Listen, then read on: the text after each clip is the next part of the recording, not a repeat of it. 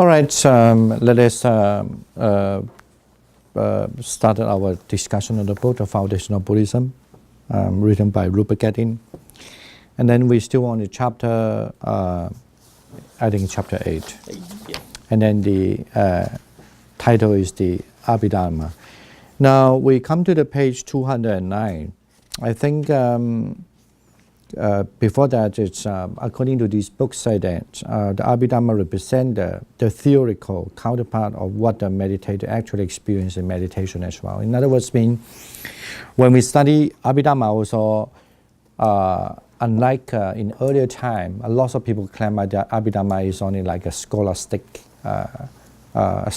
kind of theory or study, rather than they put it on into a practical practice. Okay, but the book also represents saying that at least the author here, Rupert Gethin, also say that. So we must understand actually it's represent the theory counterpart to what the meditator actually experiences in meditation. In other words, when you study Abhidharma, is also you study that the very subtle components about the meditation, okay, that you might experience. And then, and not only by that, because when you study Abhidharma, it's also an attempt to give a systematic and exhaustive account of the world, right? But certainly in terms of what constitution of the physical and mental events, we also understand when you do meditation as well, or even when you study Abhidharma. So you have to learn how to analyze what is the matters about and what is the mental part, mental components, what are they, and then how they incorporate with each other and so forth. Okay.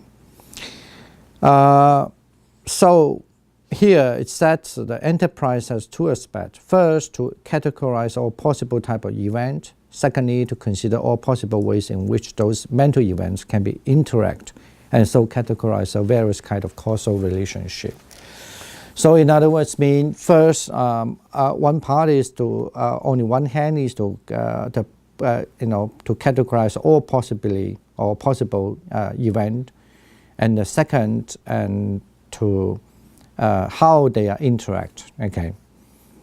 As well as that that interaction always be represented by what we call the causal relationship. Okay, how the causal relationship be represented. Okay, so we must also, before we go to the paragraph, we're going to read that, and we must also understand the next paragraph going to say the physical and the mental events are known as a dharma. The term dharma is very complicated. 法 这个字, the word 法 or dharma, it's really complicated for lots of people. Sometimes the word can represent a teachings, say the Buddha give a dharma talk, the teachings.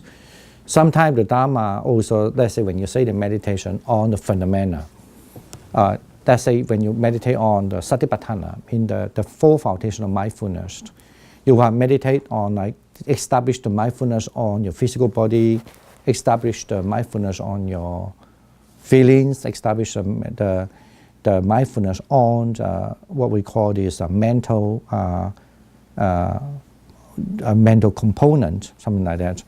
But then the last one is that you establish the mindfulness on the phenomena or dharma. So that's the reason why that's also one of understanding the dharma.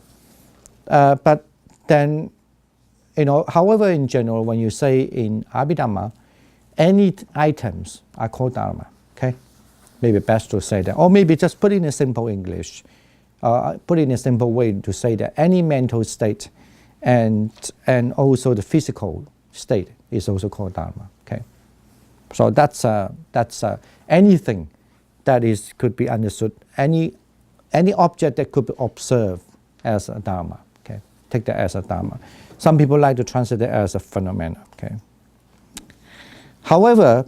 But the Abhidharma, the relationship between the Dharma and Dharmas, that means one is a singular term, one is a plural term, might be stated as follows. Dharma is the way things ultimately are. It is also called the Buddha's teachings and is according with the way. In other words, if you put in grammatically saying that, so there's a Dharma, it means there's teachings or there's a fact. Okay, or you could understand as a factual thing. But when you put in the plural form, dharma, it means any items as a dharma. Okay, something like that. Okay, All right, now Abhidharma always believe that learning Abhidharma means learning the ultimate items. Okay, you maybe put it as or ultimate dharma. Okay, understand? When that mean when you say learning Abhidharma, according especially from the Pali perspective, if you have question, what is anything, you can raise your hand. Okay, so from Pali perspective or Theravada Buddhism perspective, generally I would say Pali in terms of language. From a Pali Buddhist, from the Buddhism that you mostly found in the Pali language. So from that perspective, so when you learn the dharmas, that what I was trying to say is mean you're learning the ultimate dharmas, not something that cannot be divisible again, cannot be just like atom. I think that's what we're going to discuss in the next paragraph. So anyone want to start to read? When? Ultimately, dharmas are all that there is. In this respect, dharmas are very like atoms, when atoms were regarded as the ultimate bit of matter. Thus, just as a table might be analyzed by a chemist as consisting of innumerable atoms, so a person is analyzed by Abhidharma as consisting of innumerable dharmas. When the analogy of atoms is a useful one, we must always bear in mind that dharmas embrace both physical and mental things, not just physical ones. These mental and physical events, that are dharmas, fall into various classes. Again, this is analogous to the way atoms are of different types. There are hydrogen atoms, oxygen atoms, lead atoms, gold atoms, and so on. In fact, chemistry tells us that the physical world is constructed out of 100 or so basic types of atoms. So just as the wood that makes up a table can be analyzed into atoms of various elements, a person's mind and body can be analyzed into dharmas of various classes. Again, we should be careful in using this analogy. Insofar as we think of atoms as bits of matter, there is a tendency for the layman to conceive of them as inert, enduring things, despite what modern nuclear physics tell us to the contrary. Similarly, as we saw in the context of insight meditation, dharmas are not enduring substances. They are evanescent events, here one moment and gone the next, like dewdrops at sunrise or a bubble on water, like a mirage or a conjuring trick. Okay. I guess there's no any question here or any comment. Yeah. Well. Okay. Next one. Continue. Just as there is a more or less. Just as there is a more or less finite number of elements, so there is a more or less finite numbers of classes of dhammas. But we should also note that the term dhamma is used both of a particular instance of a class of dhamma and of the whole class. Thus, according to the Sarvastivadins, the number of dhammas is 75, meaning not that there are only 75 events in the world. Given the duration of a dhamma, the world would be over in a very short time, but that there are only 75 possible types of event. The Yogacharyans count some 100 classes, while later Theravadian sources give 82 classes of Dhamma. Let us take a closer look at the Theravadian analysts, the basic principles of which are shared with the other Abhidharma systems. All right. Okay. Okay. 81 types of dharmas are conditioned, samkhata. That is to say, the condition of the worlds of samsara from the lowest hell realms to the highest heavens of Brahma world is constructed from the combination of these dharmas.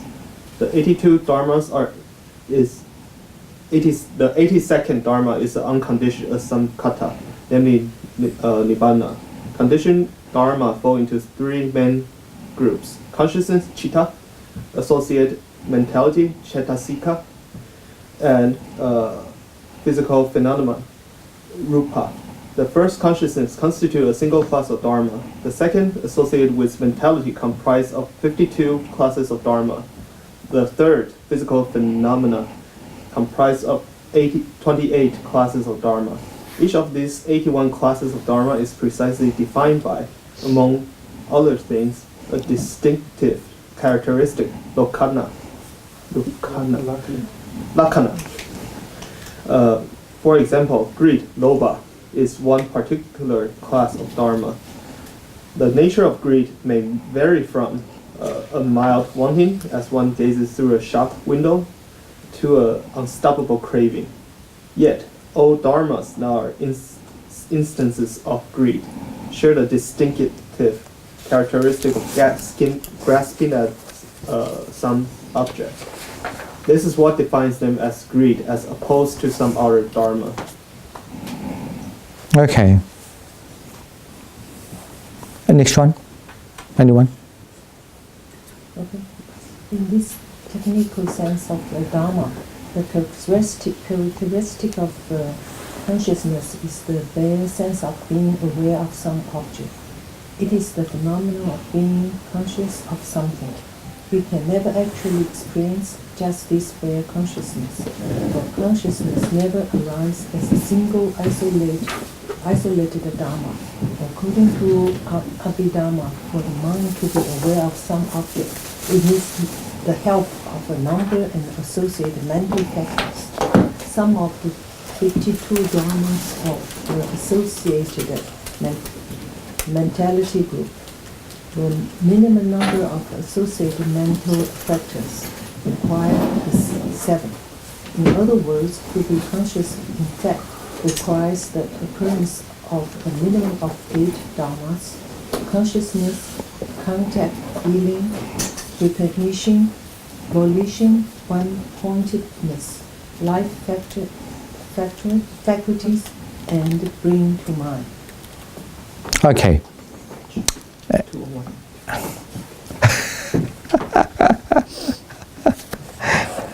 Do you want to read the next one? You know where we are? I know, but Okay, all right. Yeah. I shall pass over the precise technical definitions that the Abhidharma supplies for each of these dharmas.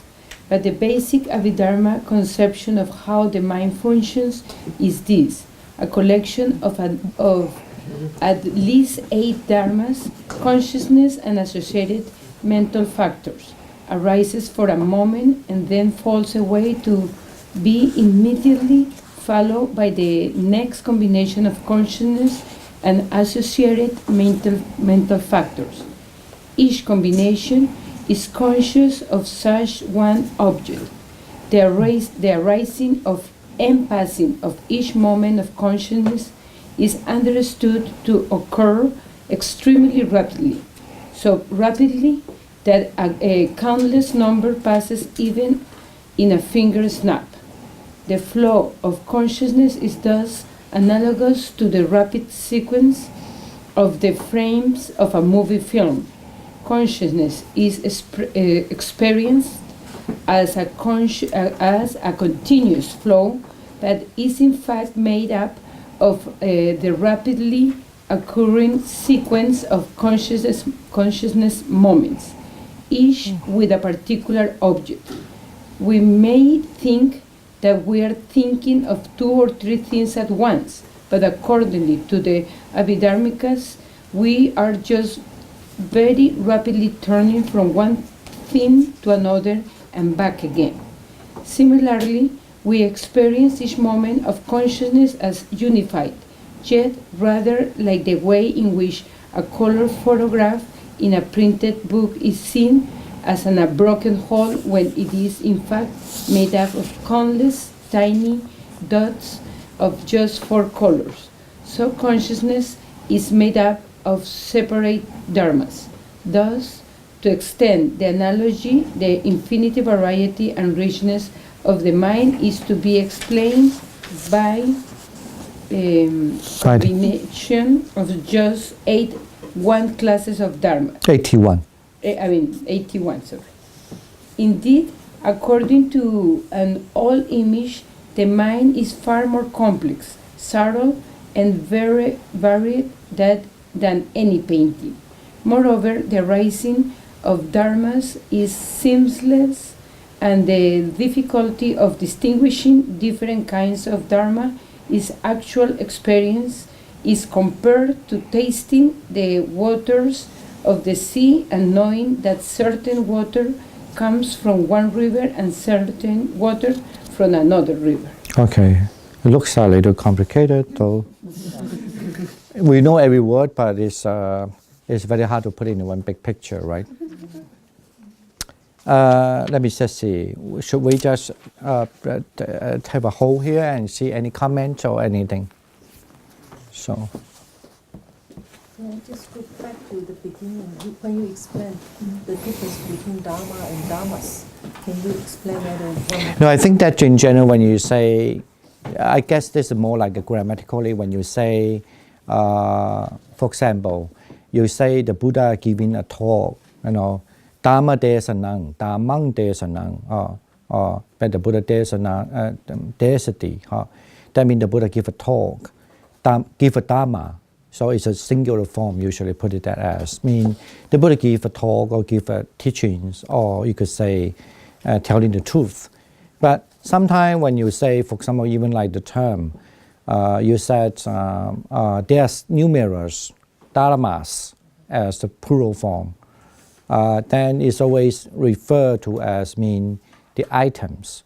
But especially in Abhidhamma, not necessarily in the sutta, but especially in Abhidhamma, so there are numerous items, and in Abhidhamma, whenever you say that items always been understood, it's just not in a general item, but understood as the ultimate item, like an atom. As they believe as the final, you cannot go further analyzing the items. Okay, all right, but not necessarily happen in the sutta all the time. Even though it's quite often, but it's not all the time. But in Abhidhamma, certainly, it's the word become a plural form when the word Dharma is always mean the ultimate items or ultimate, what here to translate, kind of ultimate kind of the thing, So, I understand that. Okay, yeah. I guess ultimate sometime, I don't necessarily all the time agree here with the term ultimate in English. Here mean you cannot divisible, but maybe more like best to translate is not just because undivisible cannot be divided again. I guess it's also could also sometimes carry the meaning. It's the maybe somehow like that's enough, sufficient for you to get the wisdom, something like this. Maybe best to understand it. Yeah. That way also. I guess if I put it, I maybe put one more line there. Okay, all right. Any other comment or question? No.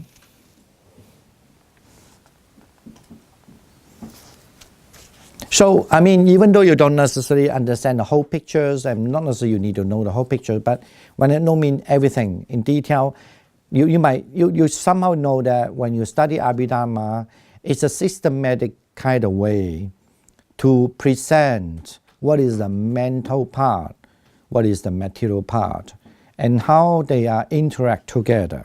And then this interaction has always been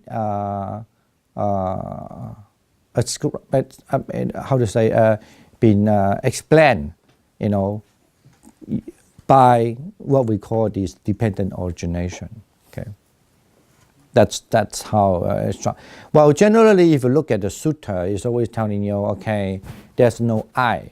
For example, why there's no I? Because when you look at it, when you analyze it, so who are you? The last moment was you, or this moment was you, and that's kind of like how the you could say the general nature of the teachings, right? But when you put in Abhidhamma, so you don't just say there's I, that let's say there's I mean this body as I, but you have to able to analyze this body is comprises of what. Say that the body is comprises of 4 elements, or but that's how the sutta say. But in the Abhidhamma, so the body actually comprises of 28 kind of component, and then each component comprises of each component also consists of 4 elements. So even from this 28 of component, if you look at it, you still find there is no I. Okay, so you could understand somewhat more like in a more detail, more. That's why it is called dharmas, more small items. The same as the mind. So we understand that I'm thinking, right?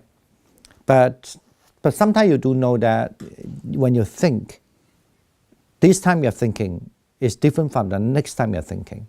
Or say that one easier thing to say about, now when you drink the water, you drink the water, the same water, exactly the same water. This moment when you drink the water, you could feel it more, and the next moment you don't feel that much. How? That there are a lot of component differences. Not the water was changing in that way. You could argue that no, the water have no change at all, because the water are still comprised as a material with the same thing there. That's why it's called water. It's not Coca-Cola, it's not something else. Now, because the components are the same. However, your feelings, in other words, mean your mind tasting the water, actually could be one way is because if you pay attention on the water or you don't pay attention on the water, or when you drink the water with a different kind of emotion, of course, that taste, that very moment of tasting the water, the experience are different, right? Because your mind component and your emotion, if I like to say the other word called emotion first, or what take care of mind association are different. And then when your mind association, or you could put that as simple thing, just say the emotion. If that is a different, then of course your very moment of tasting the water are different. Okay, now let's say that I taste the same water. This moment I have a different understanding of water, and then second sipping of the water, then I have a different experience. And you might be also have come up to the same conclusion that who I am, who is my tasting the water, where. The last moment was, this moment was different, right? But in a subtle way, you know the difference, right?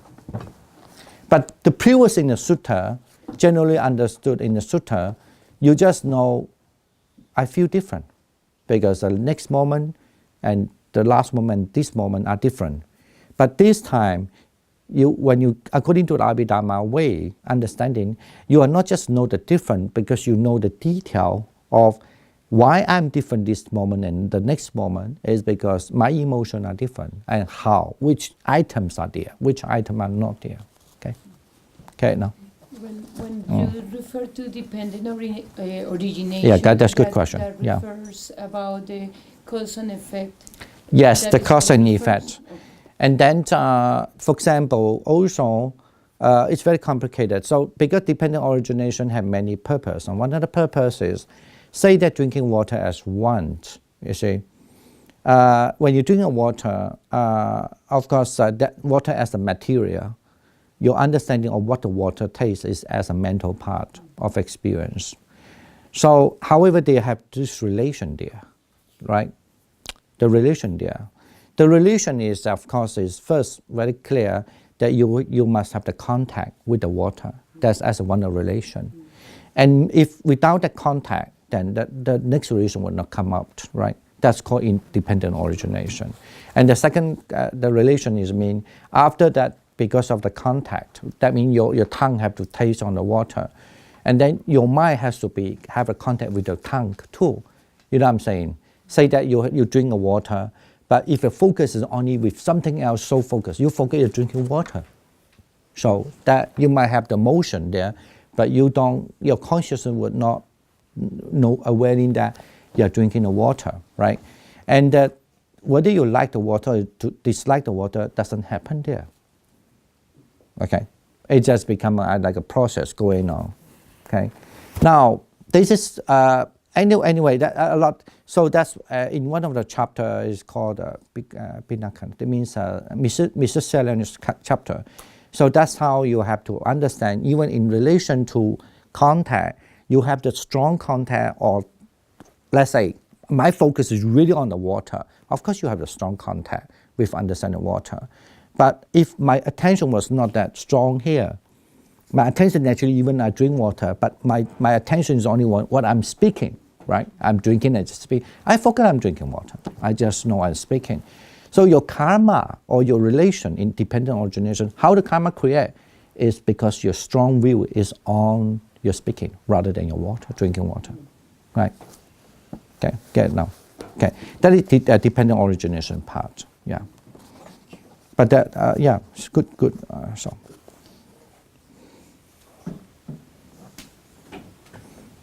Yes. Okay, but you don't have to, because this is not Abhidharma class, you just know in Buddhist system, in a sutta, you could pretty understand, that just like before we did mention, Abhidharma, there's no mention about when this thing was taught, what kind of condition or what kind of reason that's been taught.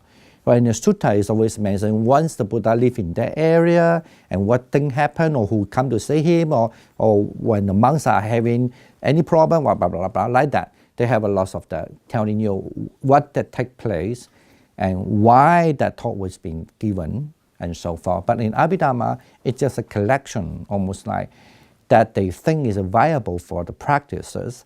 So they systematically and then keep it in the or another kind of Pitaka, mean another kind of canon.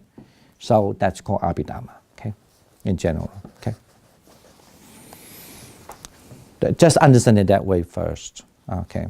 It's very important because especially if you are Chinese, sometimes you get confused with that because they confuse with, I guess it's not just Xuan Zhuan Fa Si, certainly he know very well what is meant by Abhidharma, but in general, people get confused like Abhidharma system and non-Abhidharma system.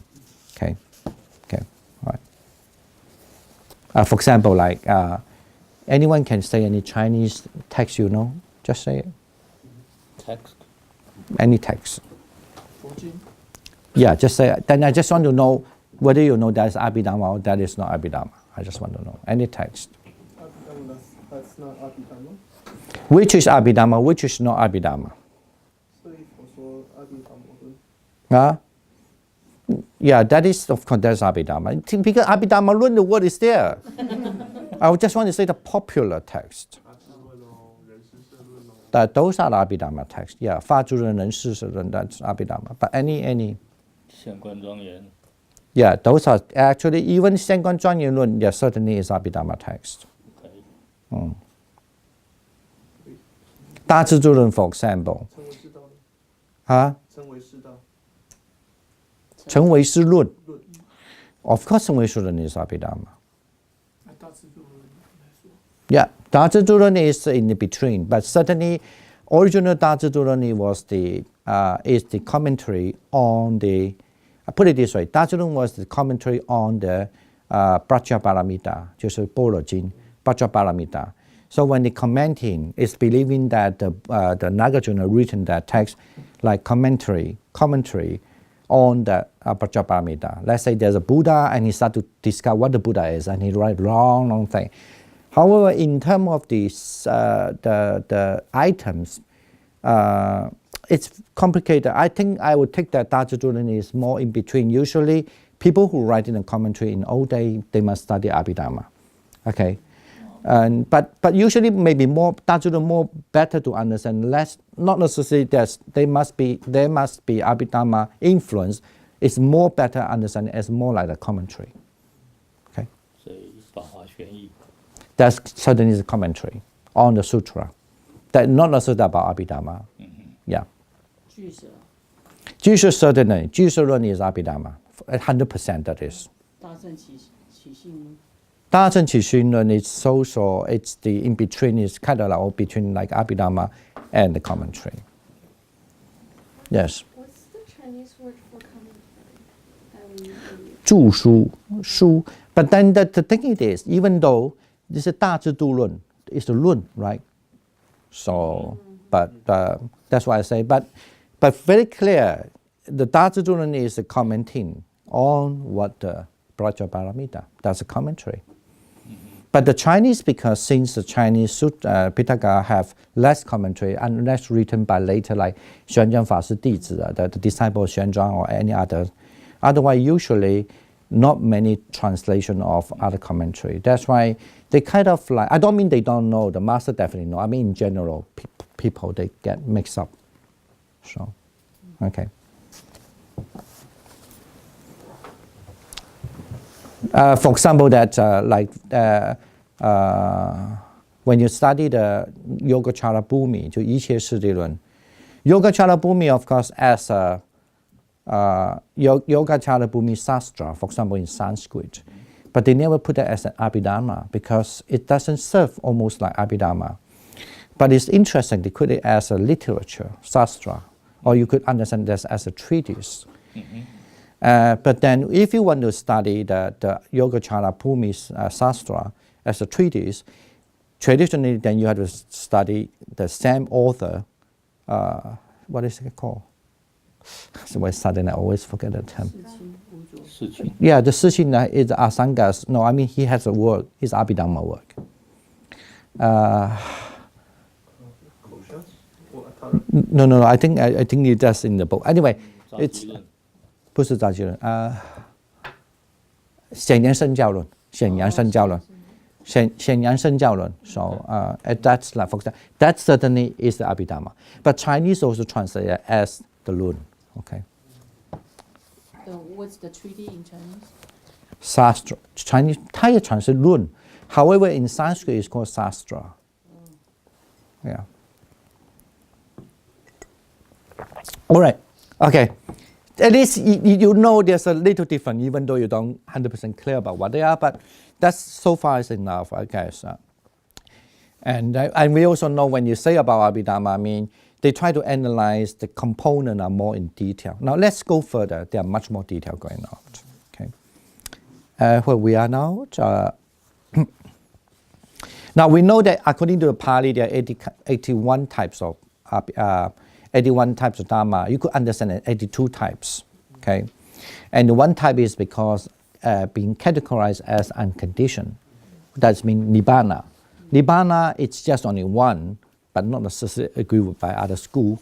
Understood that in this category, it's just only one because the Nibbana is belong to the unmade, okay. Sankata, you must understand this term. Sankata, just now they put it there already. That it translates condition. Conditionality. Condition. Sankata. I think he used Sankatata, right? Sankata, conditioned Sankata. They just only use Sankata. Sankata, okay.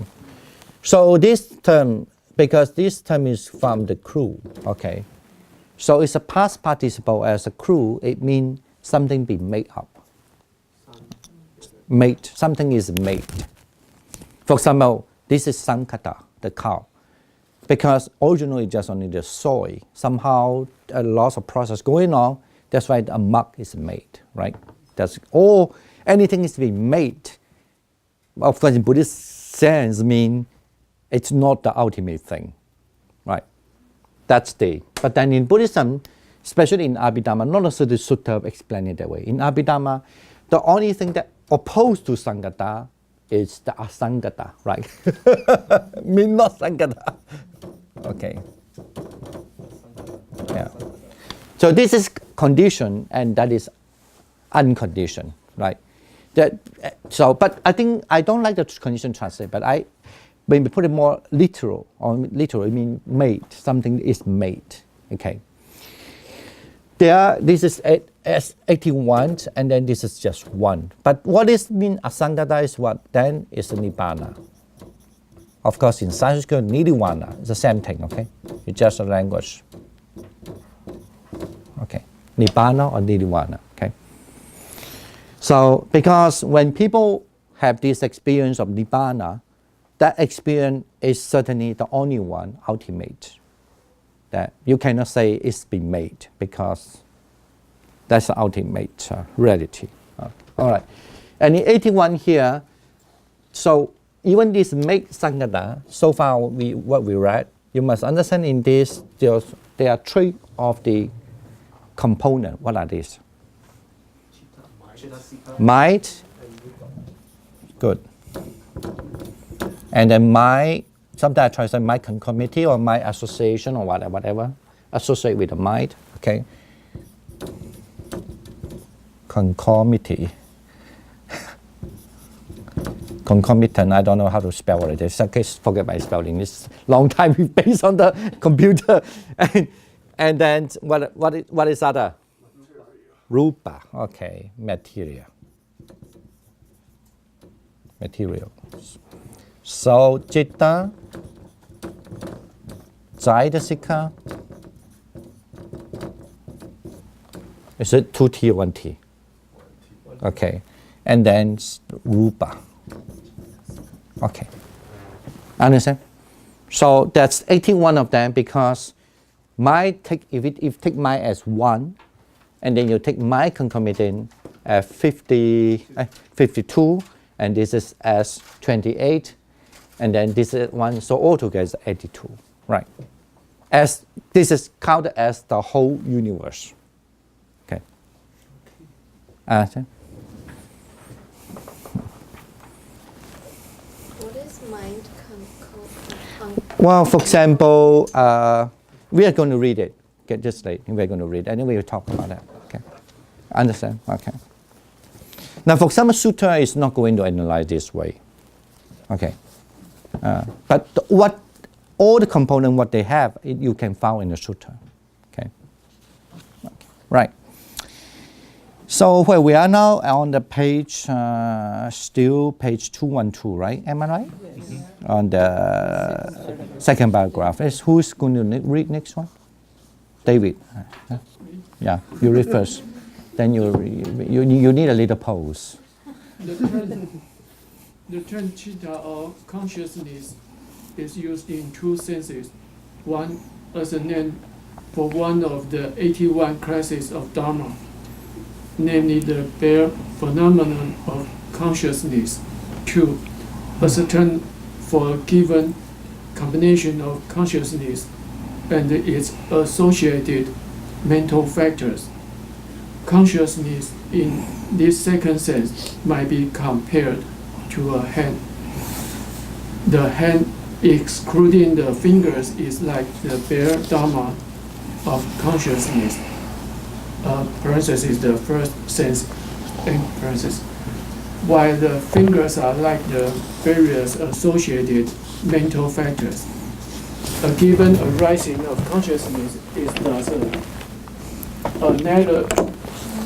analogous to consciousness experiencing of picking up and handling a particular object by means of the associated mental factors. The flow of consciousness involves the mind picking up and putting down successive objects by means of the successive set of associated mental factors. In fact, an old image from the sutras compares the mind to a monkey swinging quickly through the trees in the forest. As soon as it lets go of one branch, it grabs another. Okay, thank you. So now, we first understand the first part, if it is as 81 of the Sankhata, mean condition, dharmas. Okay, and then you have these three components. Now we start to talk about the mind first, so citta. Now first understand citta as a single unit first. So that means the citta, if we understand as a single unit, means understand more, maybe more easier to like. I would put it more like awareness. Okay, here what he put it, I think, is like consciousness, mean you're aware. Okay, the consciousness, the phenomenon of the consciousness. But if you understand the second way, that still is we are talking about. But you must understand the mind as in relation to the mental factors mean this, the second one, the mind concomitant. So in other words, just like if you take the mind as the hand, then the mind concomitant is the fingers. Because the function of the hand, especially when you talk about the hand or the function, if you have a hand without a finger, the hand function is gone. Mean the hand cannot grasp anything. You know? So in other words, according to Abhidharma, so if you talk about a mind, then suddenly you will start to what kind of mind, what kind of hands you have, right? Iron hand, what hand? Or wooden hand, what hand? But certainly when you say a word called hand, you know that it must have a finger. You could say there are 6 or 10 fingers or 20, but anyway, or 5 fingers, but they must have the finger, otherwise you could not call it as a hand, okay? So that's what I mean by the mind as a citta and the mental factors. And when you start talking about mind, we must understand, especially in Abhidharma, that we always understand these are two things are together, okay? Okay? Even though they put it in a separate component here, but when you say the mind, then it has to go together. But they are, anyway, they always have to talk about together, okay? Okay. Mm-hmm. But we don't say the word 心王 in Pali. Yeah. That's no, just say the 心. 色不相应刑法归类在哪里？ Okay, that's another question. Actually, the word 四不相应, that is the Sarvastivada only, but in Pali you don't have that. Okay. Yes. So if the mind and the mind co-commitment can never be separated, like how do we come to know that there's mind and there's mind co-commitment?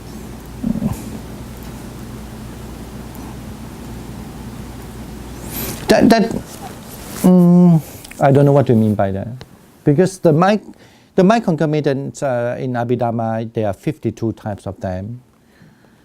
So, for example, like I can see an object. When you can see an object, according to Abhidharma, you must at least have 8 kinds of mind concomitant there.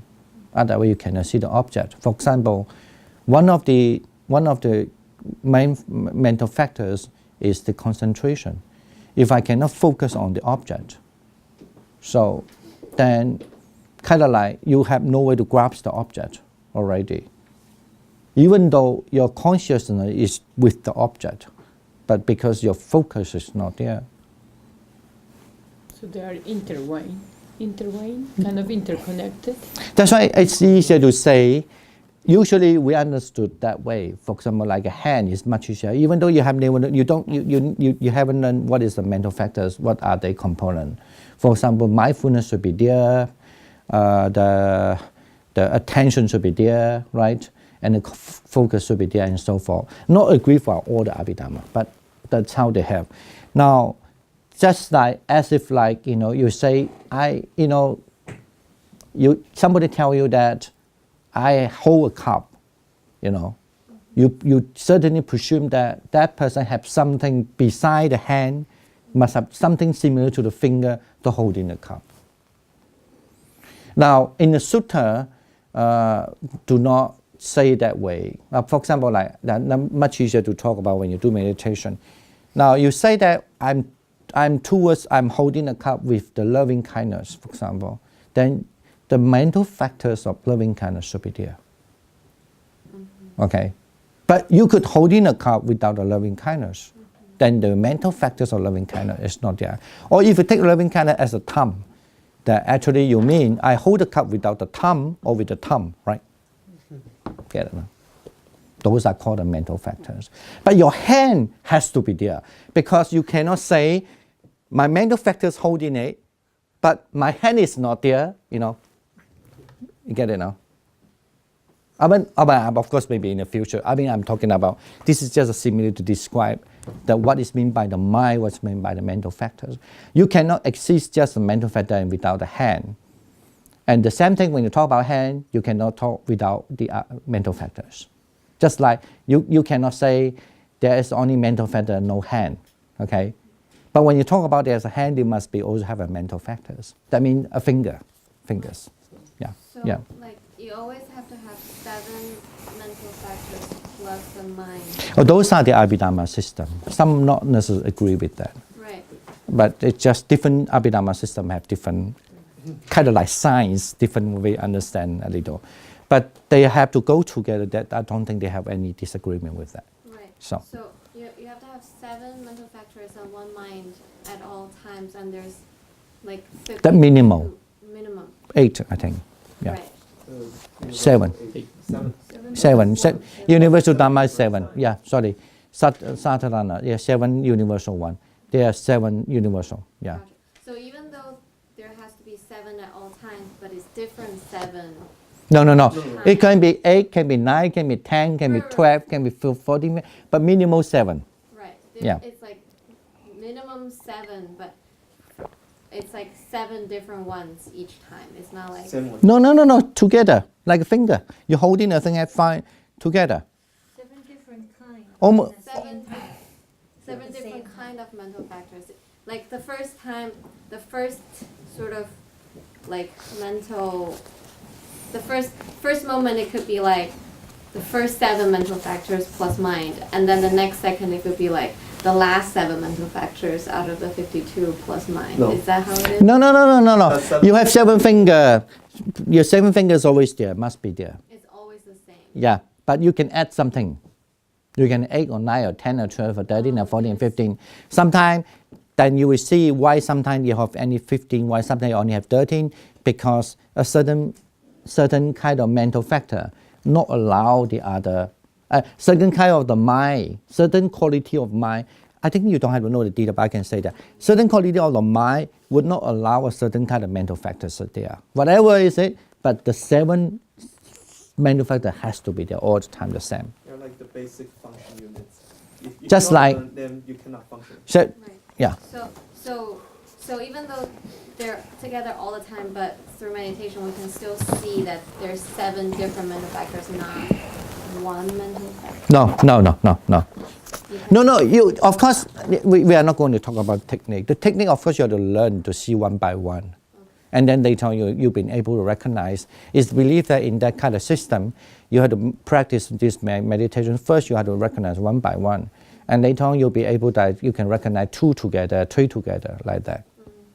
So, and then, so that's how they are. Okay. All right. Okay. So shall we jump next? Otherwise, it will be take too long. Yeah. Something.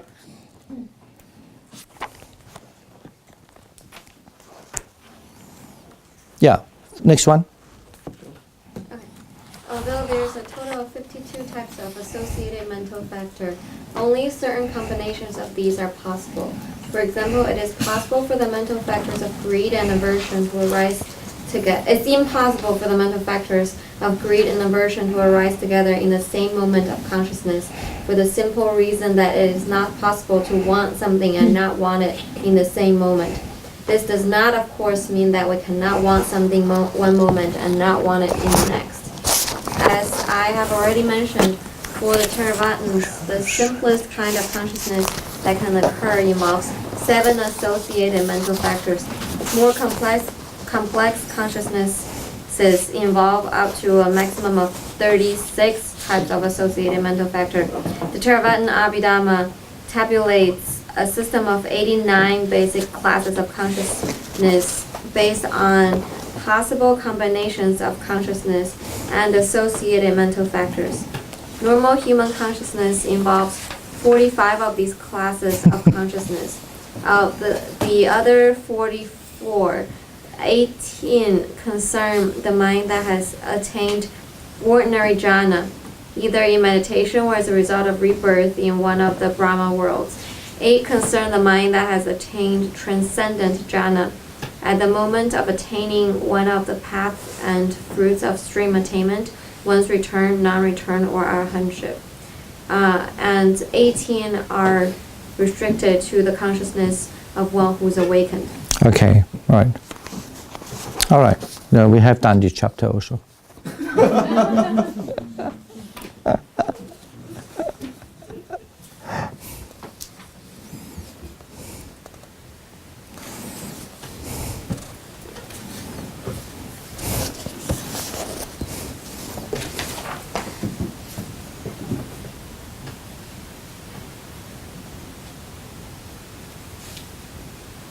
So, and then maybe just according to Abhidhamma in the Pali particularly, but you don't have that in other traditions, it's only in Pali, that when we understand the consciousness as one of the consciousness, but the consciousness, they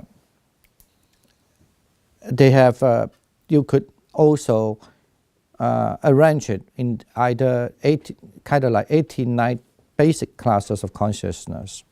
Okay, and of course, don't forget, even that consciousness also must have the mental factors associated with, must stick with the mental factors.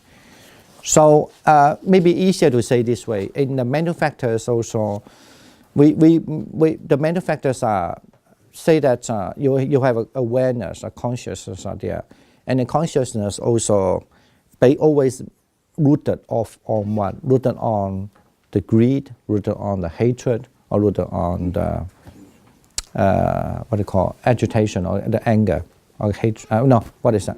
A delusion. So if that's something rooted on the greed, then you have 8 kind of consciousness there, for example, 8 types. Okay, 8 bases. And then if they're rooted on, let's say, the anger, then you have the 2 types of it. And if it's based on the delusion, there are 2 types of it, something like that. So that's the Abhidhamma understanding, that kind. And not only because of that, even though we are based on, there are 8 kind of this consciousness, altogether say that the hatred have 8 kinds, and then the delusion have 2 types of consciousness, and the Greed has 8. Huh? Hatred has 2. No, oh, sorry, it's wrong. The greed 8, and then the hatred that always, I have to think of Pali, I think English. Anyway, so the anger have 2, delusion have 2, and then the greed, the greedy or greed have 8. Now let's say this kind of the all types of this, what I want to say, and also not just to understand this, there are so many different types of, because based on this 3 kind of thing, what is a main teaching of Buddhism, but also understand sometimes they don't have this kind of thing happen too, right? That I don't need to mention without there. But the important is also understand sometimes when you have this kind of mind arise, but sometimes it arise does not has to do with the cause. Okay. It just without a cause is arise. So when I say without a cause, mean it not necessarily always have to base on what the previous the consciousness that affect your next consciousness. So that's why they also have, with that they categorize it, this 12 type of this, for example, the 12 type of this kind of consciousness can be also in terms of functionally, they can be, because they have what we call without the cause. I mean, this is a big subject, I mean, a hedugam. Huh? So like that, for example. And so that's why with that, you put it either with that category or either in any type of category. That's why altogether they have 89 types.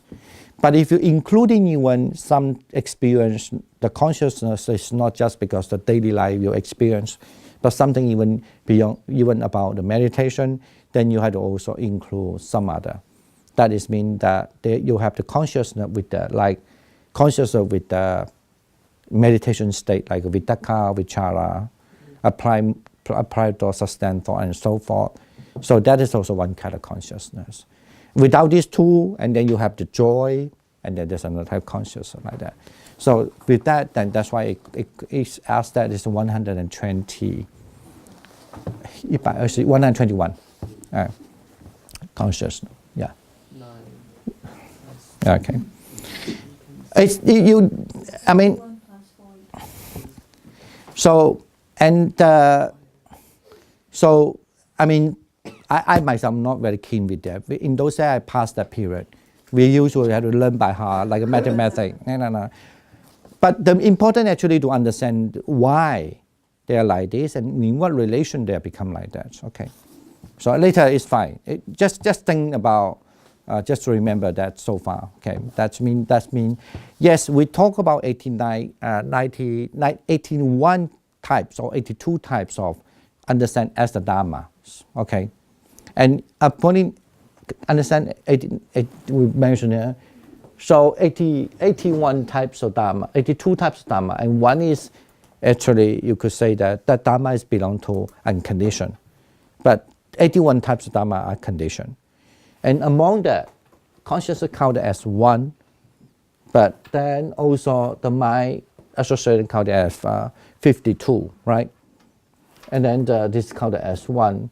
But if you put, how come it become 81 then? 28. The Rupert, yes, I forgot. Then there's a Rupert 28, right? Then altogether 81. Now, but if you want to just put the mind consciousness, but we usually count as one because that's better to understand because your consciousness always associate with this. But if you want to count this one also, you could put it more. So, according to Pali, that you must understand the mind, the consciousness. Actually, you could also divide that this mind, the consciousness have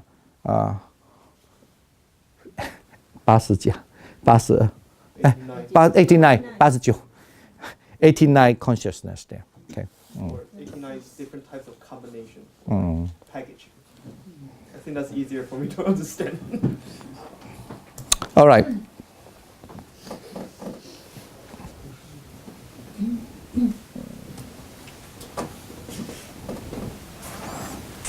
I think the next one we just not read it. This is just what I'm about to say there.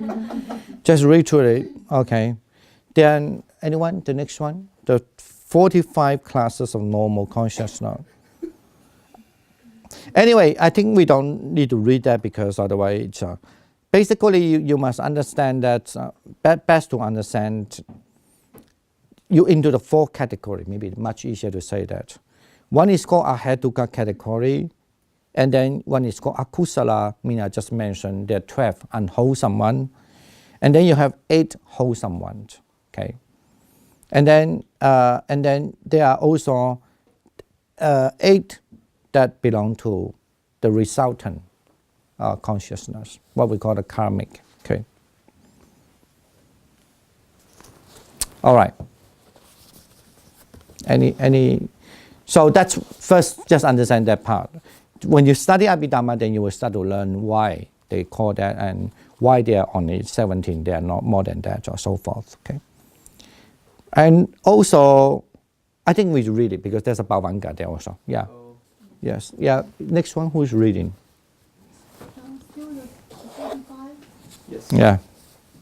The 45 classes of normal consciousness fall into 4 broad groups, 70 rootless, 1 unwholesome consciousness, 8 wholesome classes of consciousness, and 8 consciousness that are the karmic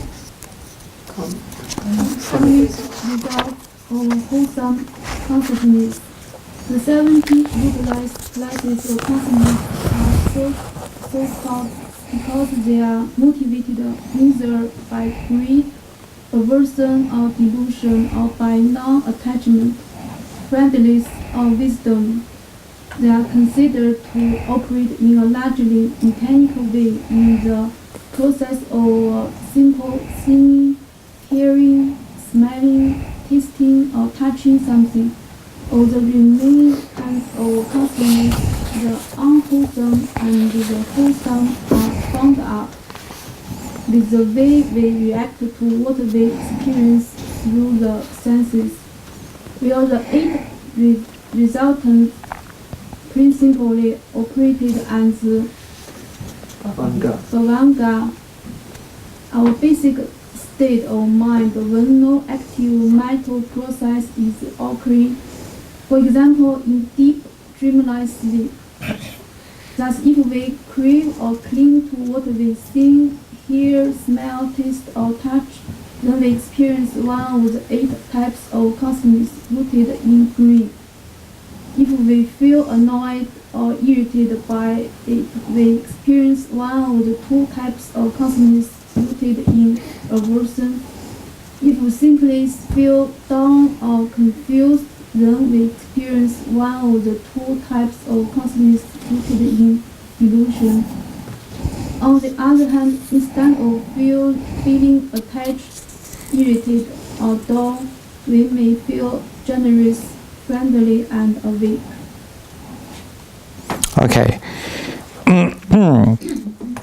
Now maybe I think it's easier to say if that if what is meant by the 17 rulers, right? Is say what are these 17 rulers? For example, 五门转向心.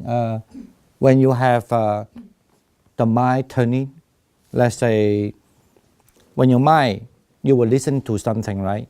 And you suddenly you think that you're not listening, but your eyes is seeing something. There's a belief in Abhidharma. There's a process, very quick, very subtle process. Now, from listening, you switch to seeing, right? Your attention is on listening to the seeing. So there's a kind of turning. This is one of the consciousness, right? The turning of from shifting from one door to another door. So that is the consciousness belong, for example, like that, belong to the 17 rootless one. So that has nothing to do with the cause and effect, and no resultant. So that's not resultant. And 18, there are 12 of them, we said unwholesome. And then, but there are 8 of them are wholesome. But actually in Abhidharma, it's very, very funny. You thought they would talk more about unwholesome. No, they talk more wholesome thing. So there are 8 of them are the wholesome. So because the wholesome must always, I just give you some example, always have the feeling of pleasant, happy, and all, there are 4 types of them, and all there are other 4 types always give you the feeling of equanimity. So then they are the wholesome.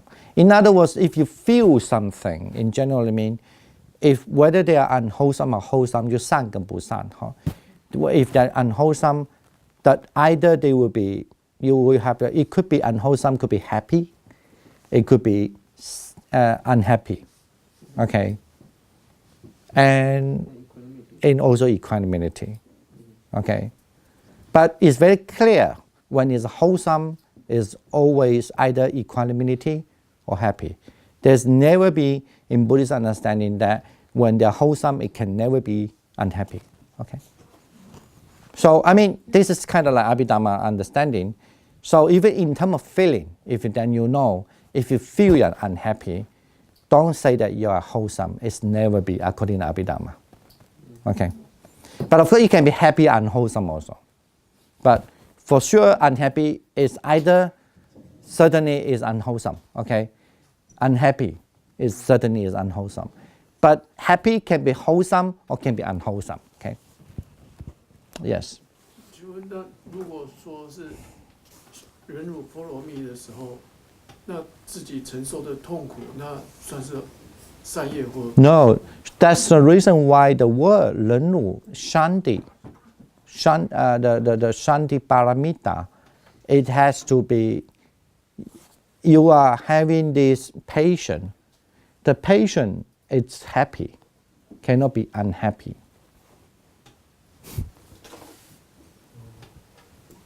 For example, I don't have patience to answer your question, right? Then I certainly will have unhappy sensation. But not necessarily I want to answer your question, but I can patient to answer your question. That's why sometimes in Chinese translate as 安忍. They always translate, they don't translate 忍辱. They translate as 安忍. Because the word has to be understood, you do the patient with gladly be patient. Not ungladly be patient, okay? If you ungladly, you know you have hatred. And you should solve the great hatred. That's why you have to do the meditation of loving kindness. So, you know, you get it now? Okay, yeah. Yes. Again, I think I've asked this kind of question before. According to Theravada Abhidhamika, how they explain a person can experience unconditioned at this moment, but the previous moment is conditioned. There are 81 of 81 kind, yeah. And the life process is moment after moment. And say this is, for example, this is 5, 6, or 10 or 79, and this suddenly become 20 unconditioned, nibbana. Okay, so how? No, This could be because the person who are attend the nibbana, you're talking about from condition to unconditioned. Right. And because according to my understanding, all the conditions, for example, this moment, if this conditioned Dhamma is, of course, is conditioned by the previous moment, but how this conditioned Dhamma, or how this unconditioned Dhamma could be experienced while the previous Dhamma is conditioned. Can you just arrest by yourself? Then once you go Yeah, to the that's basically how we explain how a person can attain Nibbana from conditioned Dhamma to unconditioned. No, the attend nibbana, it's not about the consciousness. It's to understand to attend the nibbana is to understand the notion of the consciousness. No, but my question is how Theravada Abhidhamika explain that this moment of consciousness, Because the wisdom arises. And the wisdom part is a different part of thing. okay, but the moment, the phenomena at this moment depends on the previous moment. And if the previous moment is conditioned, how this conditioned phenomena could give rise to unconditioned?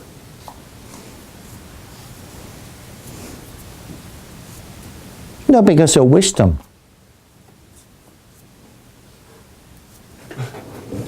I don't think that's clear to me. So the wisdom is a chitta or So- what? Or interpret No. this sequence. Because there are 8 kind of wholesome consciousness.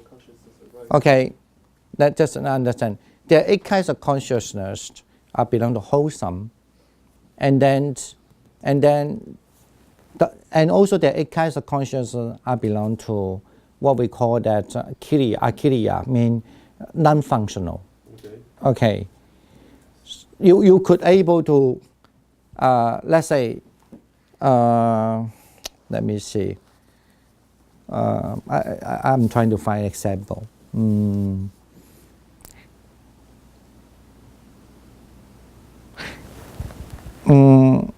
Let's say I see the impermanence, right? I see impermanence. So when you see the impermanence, your consciousness say that you see the impermanence. At that moment, you say, for example, this one experience impermanence. At that moment, is that Dhamma condition or unconditioned? Oh, I think you get it confused that way. No, just you must understand this way first. Say that I see an object arising and falling. Okay. When I see the object arising and falling, I may have the consciousness of equanimity, and with the wisdom or without the wisdom. Okay. Okay. Or I can have a pleasant sensation with the wisdom or without the wisdom. Okay. Say that pleasant sensation. I see the rising and falling of the phenomena. So my consciousness is because the object, tattva, the object is the rising and falling, right? So because of the rising and falling, so that gives me to have the pleasant equanimity mind without the wisdom, maybe person.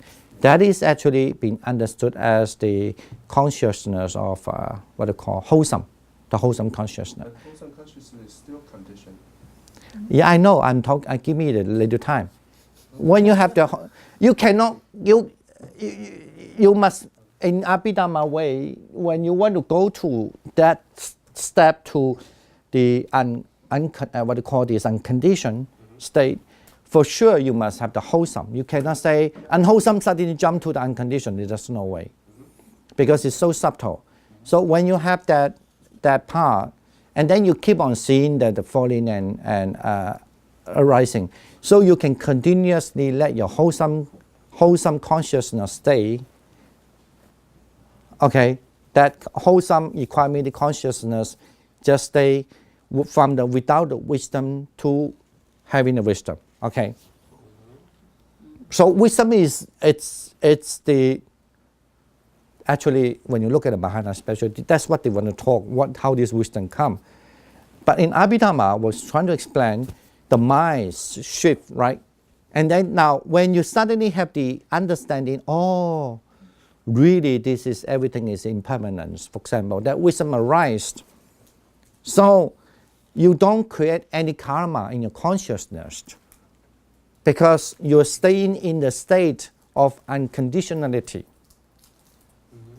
Then you call that kind of consciousness as the akiriya in terms of function. It can be, yeah. So in other words, akiriya means, I don't know, without akiriya consciousness is the one either you have the good realization or either you are Arahant or the Buddha. And the Buddha and Arahant, of course, they believe that it's only akiriya consciousness going on. They never have any other. Okay? Yeah, No. Akiriya. You mean kiriya, not akiriya. I think it's akiriya. I thought it's kiriya. No. 回坐. Oh, no, yeah, kiriya. So returning kiriya consciousness, yeah. Then you have the kiriya consciousness just going on.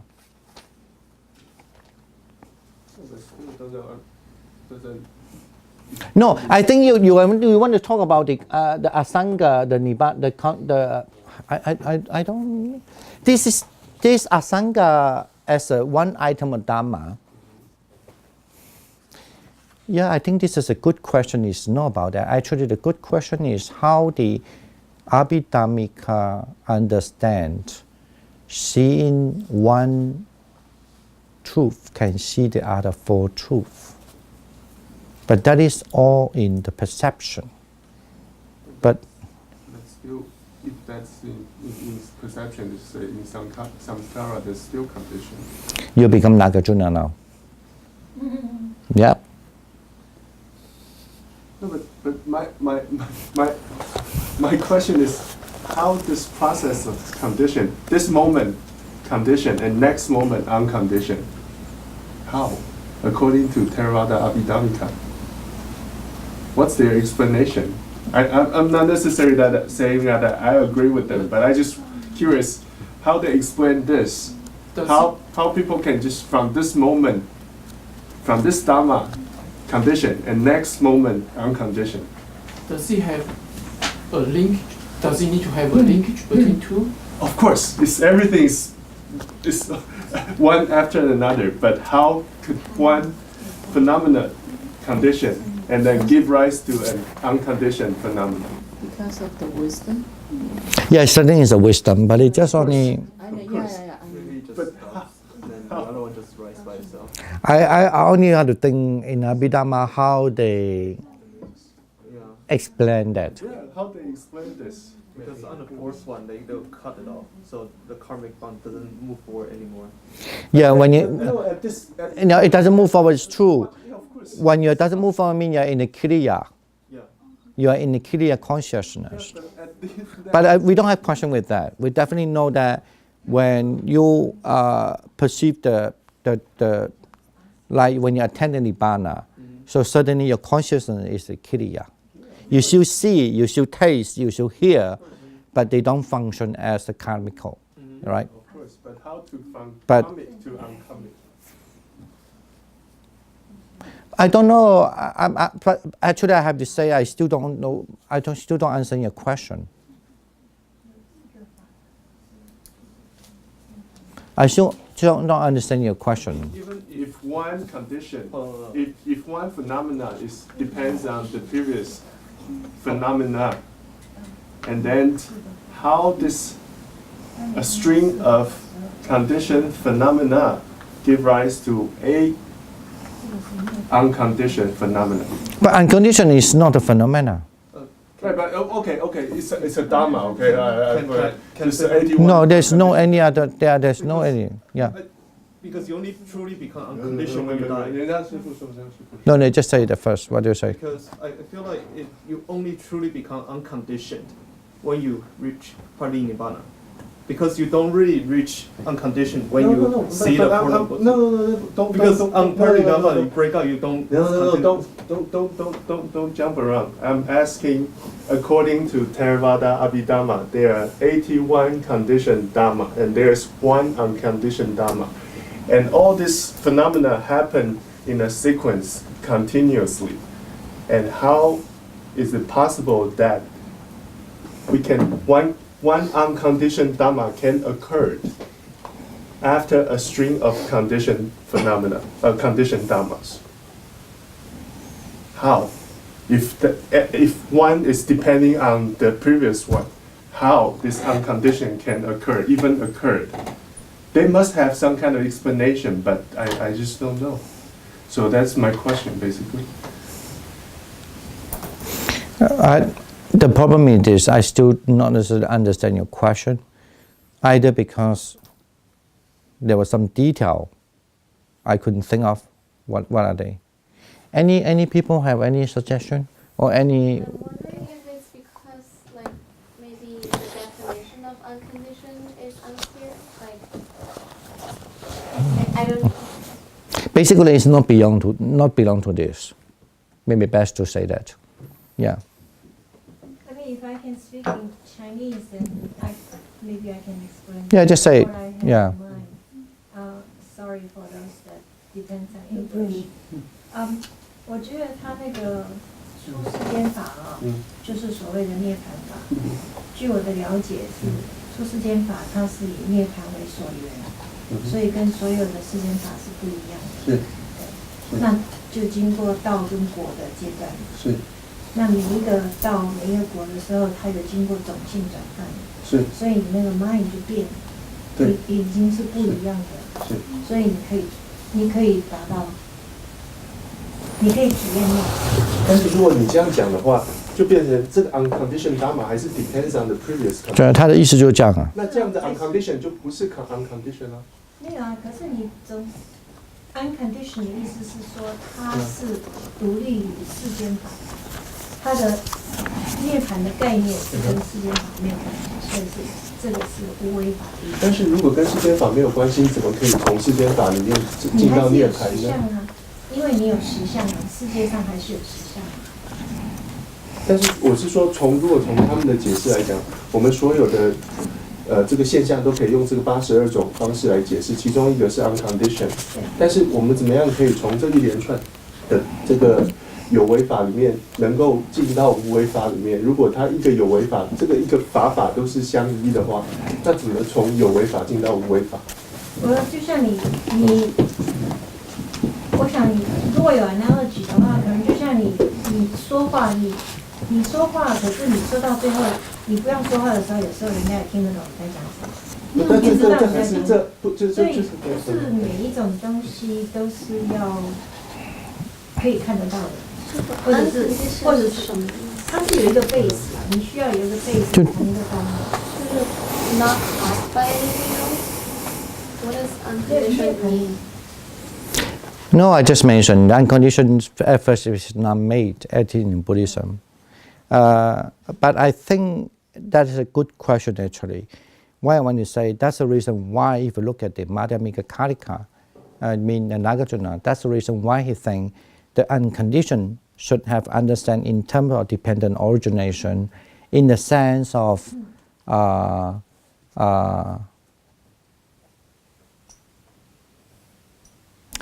a kind of is a wisdom, non-depend on any, out of the dependent of, yeah. So that's what I guess is his answer your question if you want to look at that. But in Theravada, it's different way to understanding. We have to understand because unconditioned mind arises.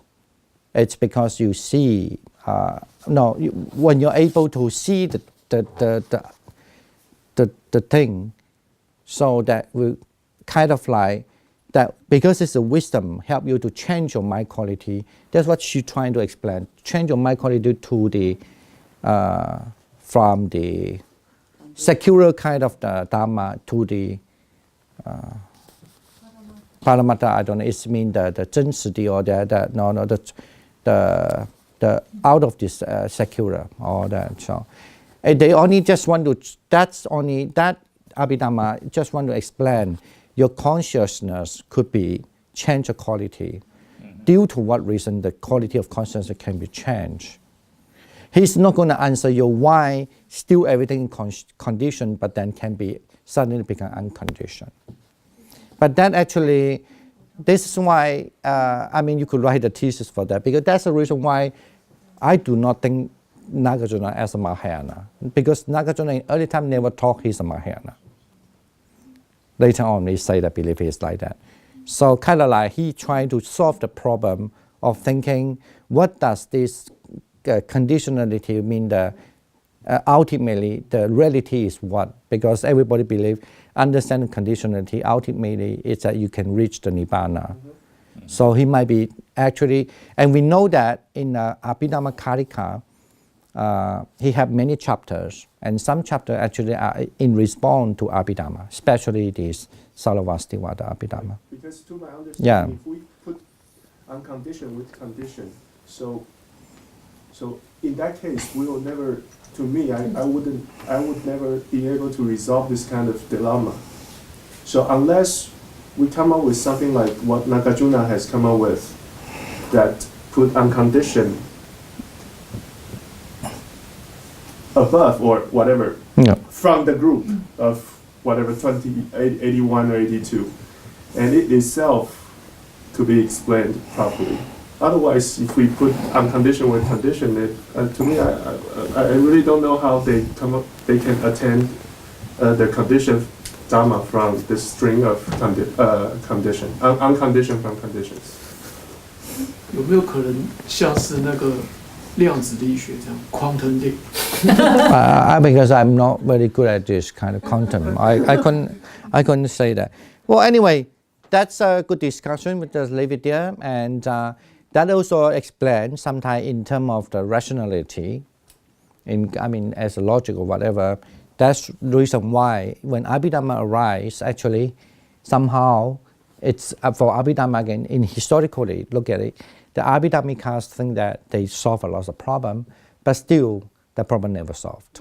People are still thinking, no, it doesn't explain this, doesn't explain that, and this is actually is believed that. Some believe that, I don't think all the scholars, but most of the scholars believe, especially you study everything, believe that it is because of Abhidhamma give rise to different schools arise.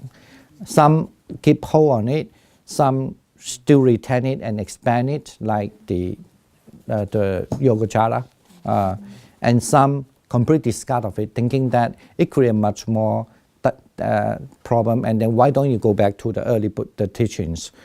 Make it simple like this. And some, of course, even go to the subtle way, like Nagarjuna. Actually, that's what I think too. That's why I want to say, argue. I don't think Nagarjuna originally, maybe later, yes, but originally he's a Mahayana. He doesn't, no, he just want to solve a little problem. So it's same as like how you can explain a Buddha living in the world, but he see the world as a dirty world, but he could look at it as a Nibbana, right? I mean, that's what we call 就是烦恼即菩提. He could see 涅槃，怎么讲那个字啊？烦恼跟涅槃是一体的。Because when you still have this the perception of thinking this is the what do I say, the 烦恼. Actually, I mean, I don't want to go on that because I forget. I just know that in the past I used to be interested in a little bit. So there's one of the very famous verses about Nibbana. And that give up to the whole Buddhist system discussion about that. So that's something to do with how we understand the Nibbana in terms of can be stay with the, you could say the conditioned Dhamma. Yeah. Okay, let's just keep that knowing And that's also one part of why Buddhism is have a lot of discussion going on. And it's nothing to do with, I believe not much to do with the realization, but how to explain something. How to explain that, you know. Yes. Okay, let's, shall we have a little break first? And then we can come back, even though we just only have, we have such a big discussion. So, yeah. Have 5 minutes break, at least go to restroom, but yeah, I come back. Thank you. 刚刚那个问题